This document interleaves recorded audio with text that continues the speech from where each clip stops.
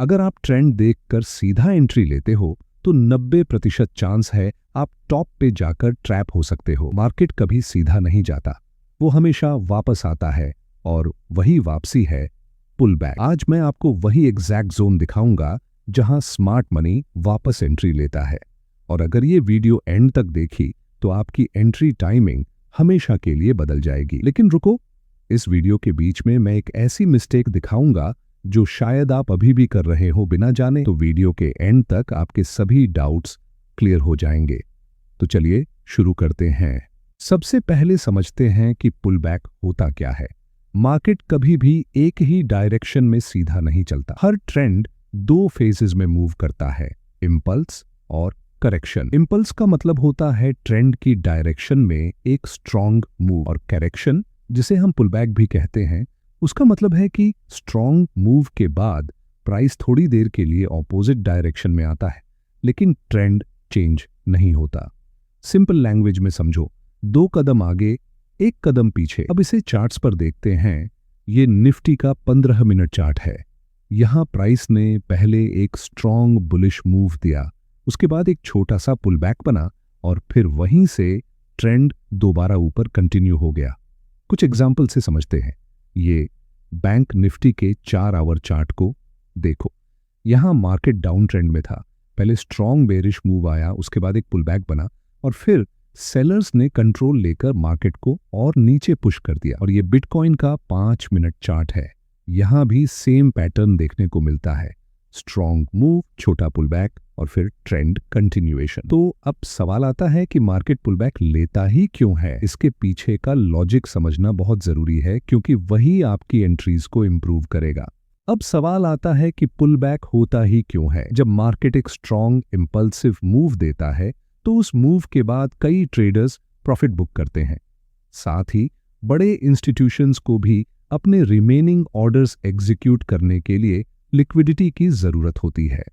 इसी वजह से प्राइस अक्सर थोड़ा सा वापस आता है, जिसे हम पुल बैक कहते हैं। इस पुल बैक के दौरान कई बार रीसेंट हाइज या लोज के आसपास लिक्विडिटी कलेक्ट होती है और वीक हैंड्स या लेट एंट्रीज के स्टॉप लॉस भी ट्रिगर हो सकते हैं।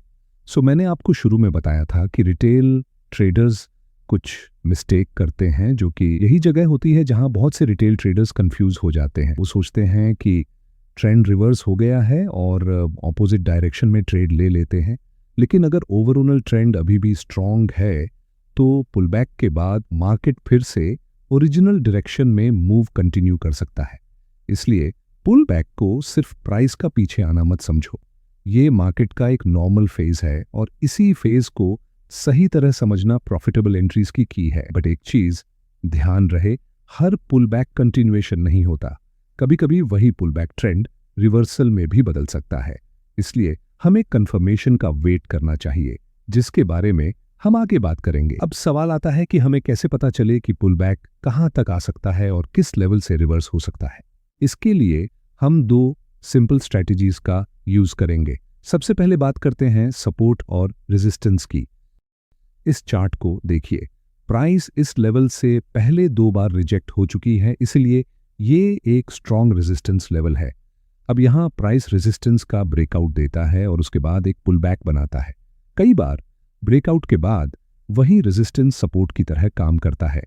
लेकिन हमें सिर्फ सपोर्ट देखकर एंट्री नहीं लेनी है, हमें कैंडलस्टिक कंफर्मेशन का भी वेट करना है। जैसे यहां एक बुलिश हैमर बना है और उसके बाद अगली कैंडल उसके ऊपर क्लोज करती है। ये एक अच्छी कंफर्मेशन हो सकती है जहां हम लॉन्ग ट्रेड कंसिडर कर सकते हैं। अब दूसरा एग्जाम्पल देखते हैं, ट्रेंड लाइन। इस चार्ट में मार्केट डाउन ट्रेंड में है और ट्रेंड लाइन को रिस्पेक्ट करते हुए नीचे मूव कर रहा है। जब प्राइस दोबारा ट्रेंड लाइन के पास आता है तब हमें डायरेक्ट शॉर्ट नहीं करना है, पहले कंफर्मेशन का वेट करना है। यहां प्राइस ट्रेंड लाइन के पास बेरिश रिजेक्शन दिखाता है और बेरिश कैंडलस्टिक कंफर्मेशन भी मिलती है। जब ट्रेंड लाइन और कैंडलस्टिक दोनों एक ही डायरेक्शन का सिग्नल देते हैं तब ट्रेड की प्रोबेबिलिटी और भी इंप्रूव हो जाती है। तो आज के लिए बस इतना ही। अगर आपको ब्रेकर ब्लॉक नहीं पता कि क्या होता है तो इस वीडियो को एक बार जरूर देखना।